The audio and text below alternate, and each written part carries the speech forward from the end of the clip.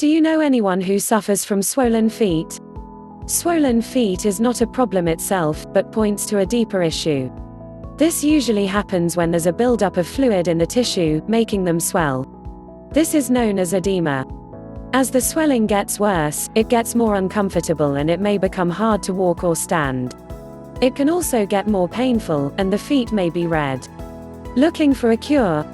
Here are some things you can try at home to bring the swelling down. Contrast hydrotherapy. Hydrotherapy is therapy using water to lessen pain and discomfort. For this type of hydrotherapy, you will use both warm and cold water.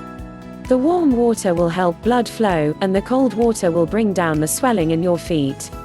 Massage. One of the best cures for swollen feet is a foot massage. This helps aching muscles and gets the blood flowing.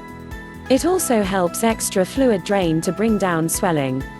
Epsom salt. Epsom salt can bring down swelling very fast, while soothing pain too.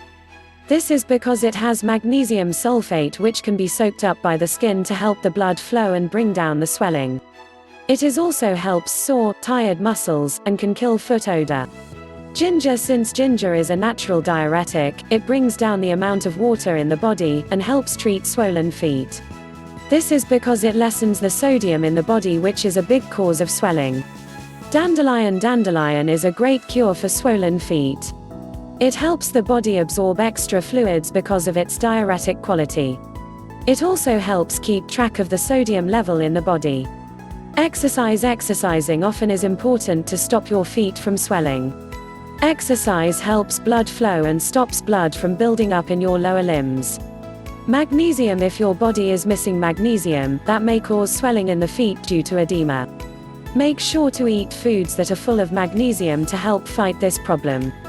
Here are some other tips to cure swollen feet. Elevate your legs so that they are higher than the level of your heart.